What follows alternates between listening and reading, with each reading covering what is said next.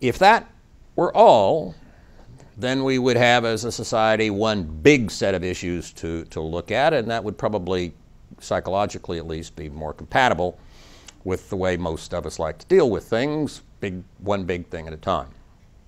But if you go back to the Ohio electricity grid, terrorists are a lot smarter than tree branches. They can read the National Academy of Sciences and National Academy of Engineering reports and see that the electricity grid is extremely vulnerable. Transformers can be taken out with a single rifle shot. Many of them take years to build and are not built in the United States and weigh tens of thousands of tons and are almost impossible to move. You can, of course, have very serious attacks on the electricity grid through hacking. And I don't need to tell a military audience that if Hezbollah should, in a few years, get a nuclear warhead on a scud and get in a fishing boat somewhere off the East Coast, 200 or 300 miles up above the East Coast, a single detonation from electromagnetic pulse wreaks absolute havoc with about a third of the country's electronics. So there are a number of ways in which a malevolent threat exists that we just have to deal with to the electricity grid, but the electricity grid is at least here. If we got together with the Canadians and the Texans, and I say the Texans because east of the Rockies it's all one grid in North America except for Texas, which is off, of course, on its own. So if we got together with the Texans and the Canadians and put the right people together, the technology's here, and had the right policies and made the right changes, we could build a lot of resilience into the electricity grid. Not against everything, but a lot. Its balkanized nature makes that very, very difficult. But that's our fault, because the grid's here. Oil's not here. The oil infrastructure is, much of it, in the Middle East. And talk about being vulnerable to malevolent threats.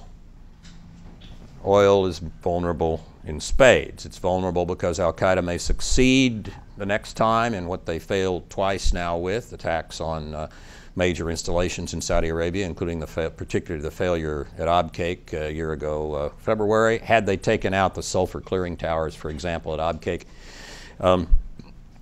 they would have knocked about 5-6 million barrels a day offline for well over a year and certainly sent oil up and could today send it up to over $200 a barrel. You also, of course, have such phenomena as now the Sunni-Shiite nuclear arms race. Because since Iran has a nuclear weapons program, and anybody who thinks it's really principally for electricity, we got a bridge in Brooklyn that you ought to put a bid on. Because Shiite Iran has a nuclear weapons program, 13 Sunni states have said they think they need nuclear power for electricity too.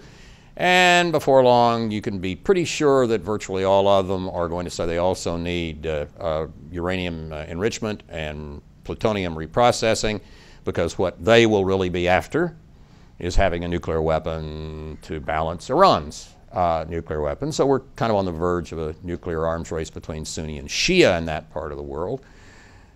If we had a regime change in Saudi Arabia, we might get Prince Nayef. Prince Nayef is the interior minister, is a fanatic Wahhabi. King Abdullah is kind of an octogenarian Saudi Gorbachev. He's sort of a reformer. It's pretty easy to be a reformer in Saudi Arabia. What that means is that he's willing to think about, talking about, discussing the possibility of women driving automobiles. But he's a reformer. He's somebody we can talk to anyway. Prince Nayef probably is not. And then there's a little fact that we borrow now at today's oil prices almost exactly $1 billion a day to finance our oil appetite. $1 billion a day weakens the dollar. $1 billion a day funnels a fair amount of money, along with those from other countries, into Saudi Arabia. And the Saudis' existing religious authorities, the Wahhabis, use some portion of Saudi Arabia's 200 billion or so of income from oil to run, according to Lawrence Wright, the author of The Looming Tower, which I think is the best book about the lead up to 9/11. Wright says with a little over 1% of the world's Muslims, the Saudis manage about 90% of the world's, or control about 90% of the world's Islamic institutions. Some of those Islamic institutions are, for example, madrasas in Pakistan. You wonder why the mobs are so angry? You might wonder why little Pakistani boys are volunteering to be suicide bombers in Afghanistan. Wahhabi madrasas. You want to know who is paying for those little Pakistani boys to learn to be suicide bombers? Next time you pull into a filling station, do what I try to remember to do before you get out to charge your gas. Turn the rearview mirror a few inches so you're looking into your own eyes. Now you know who's paying for the little Pakistani boys to learn to be suicide bombers. And then there's the point that Tom Friedman makes so well, that the way Tom puts it is that the path of freedom and the price of oil run in opposite directions. Not only do you look at the behavior of Chavez and Ahmadinejad and so on, Putin, but there's good academic theory behind this. Professor Paul Collier at Oxford writes a good deal about how any substance with a huge amount of economic rent, if it comes into a country and the country gets a great deal of income from it, tends to concentrate power in the hands of the central authorities. Bernard Lewis, as always, says it superbly. He says you should not have taxation without representation, but it's also true that there's no representation without taxation.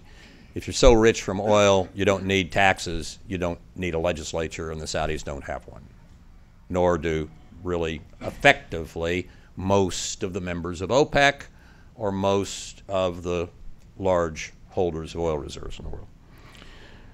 So we have both a host of malignant and malevolent problems stemming from our use of energy. It's not our only malignant and malevolent problems, but both ways we do this, that is, produce electricity with big power grids and coal dominant and so on, and drive vehicles with internal combustion engines with oil dominant. Both of those energy systems have a real array of malignant and malevolent problems associated with them. What can we do about it? Well, I'm going to try something here that you'll see spelled out in a little more detail in a 25-page draft chapter that will be disseminated sometime today, that I'm contributing to a book on climate change and national security with a number of authors. And what I have done in that is I've taken, as I mentioned at the beginning, a tree hugger and a hawk, and I've asked them to get together, figuratively, to come up with an energy policy for the country. The tree hugger, my tree hugger, is one of my favorite Americans, the ghost of John Muir, founder of the Sierra Club, Teddy Roosevelt's buddy, founder of the National Park System in the United States, #1 environmentalist, etc. And Muir is only concerned, at least in my hypothetical here, with carbon getting into the atmosphere. And he thinks terrorism probably is something the FBI can deal with, and that's about it. Don't really need to worry about it. My hawk, who is concerned solely about terrorism and thinks this global warming stuff is some kind of silly liberal notion, is also one of my favorite Americans, and this is the ghost of George S. Patton. So Muir and Patton show up, and their ghostly appearances. And we say to them, you know, we would like it very much. We know you guys don't agree, probably on anything. We'd really like it if you would see if you could get together and come up with an energy policy for the United States. They eye each other very warily. And both start to say no, and then Muir says, all right, well, you know, I got a lot of time. He said, I'll go sit over here under one of my redwood trees and come up with a short list. This guy isn't going to agree to any of it, but why not? So Muir goes away for a few minutes and comes back